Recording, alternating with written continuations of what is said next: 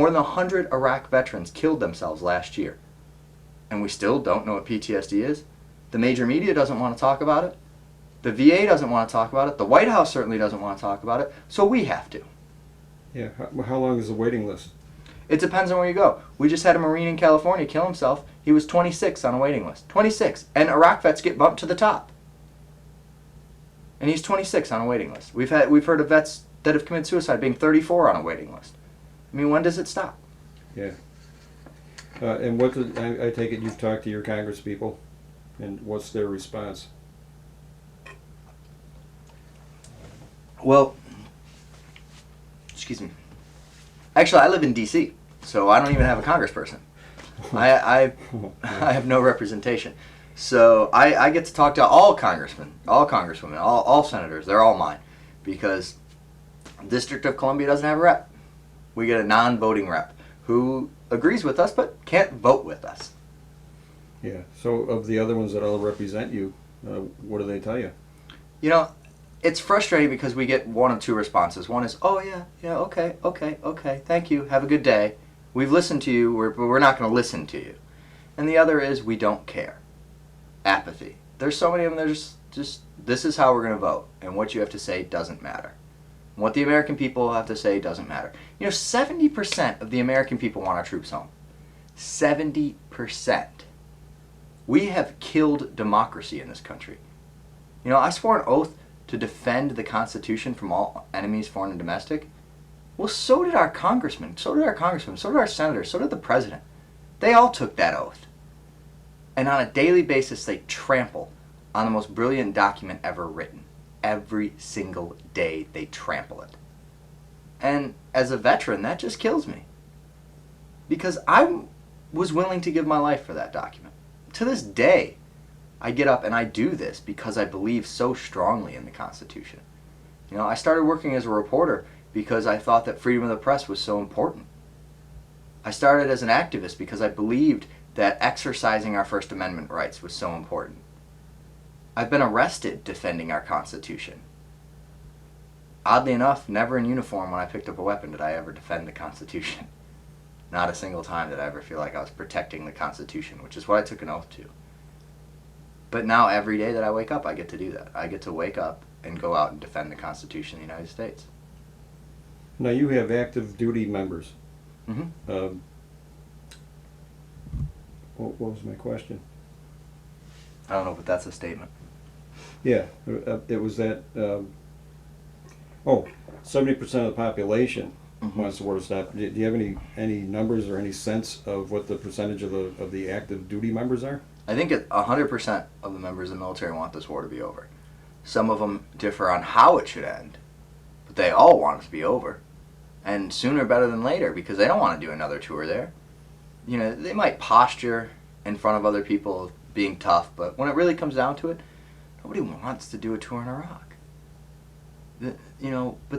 These guys have families. The military is different today. It's full of people with families. They can't just go AWOL and not re-enlist, or all the things that people like me who have no family can do. The younger generation of veteran from the Vietnam War could resist more strongly because they're 18, 19-year-old kids. I had 9 years in the military when I left. 9 years. I hear Vietnam vets talk about the difference between people who did one hitch and then the lifers. I was a lifer. So many of our members were lifers. We were looking for a military retirement. And then the dishonesty came. And they asked me to put my life on the line for lies. And I couldn't do it anymore. Yeah, that's what Garrett said. Garrett said he had no inkling when he first started that he'd be anything but a lifer. Mm-hmm. And that at the other end of it he'd come out as an activist.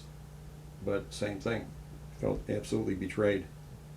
Well, that's a common feeling amongst vets.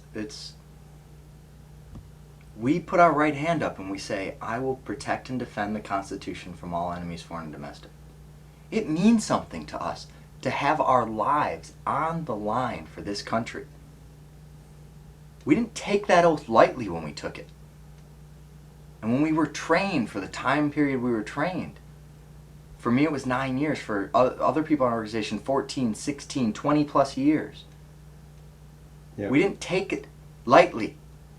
And so when we wake up every morning and we are activists, we don't take that lightly. Because our Constitution wasn't written so that we could just put it on a wall. It's meant to be used.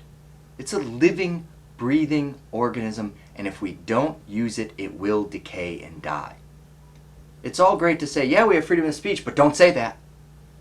We have freedom of the press, but don't print that. We have freedom of religion, but you have to pick this religion. No. That's not the way our Constitution works. Our Constitution is there for us to use. And if we don't wake up every day and use our voice and make sure that our opinions are heard, then what did we take that oath for? And when they take us into a war based on lies, when they misuse us, when they take our oath and our patriotism and our love of country and they twist it and mangle it into something that's completely unrecognizable, like the occupation of a country that never attacked America, that's when you have to suddenly think about, well, why am I here anymore? Why do I put on my uniform anymore? Can I really take pride in this after they've twisted it and they've mangled it? And you have to evaluate that, and every person does. And some people can't come back with a positive answer, but they have to stay in. Because how else are their kids going to get health care? Yeah. And at 9 years, I mean, is there like a 10-year break off where you're getting like some kind of a commission or something, or is that just like for officers? If you're a lifer, do you get retirement after a certain amount of time? Or? You have to have 20 years in the military 20. to get retirement. I was almost halfway there. Yeah. I was, for all intents and purposes, halfway to retirement. Yeah. And I walked away. And I was the hardest half, This was supposed to be my downhill half. But I got to the point where I was putting on my uniform and my chest hurt. I was having panic attacks and I couldn't breathe and I was sweating and I was nervous. And it wasn't going in to drill, it was what that represented. It didn't represent freedom and it didn't represent democracy. It represented oppression. That's why I love to put on my jacket that I wore in Iraq now, because it's got the IVAW patches on it. And it does represent freedom, and it does represent democracy. And it represents taking that stand again. When I joined the military, I was 17 years old, and it was the first time in my life I took a hard stand for something I believed in. And when I joined IVAW, it was the second time I took a hard stand for something I believed in. And that's what I get to do every day as a member of IVAW.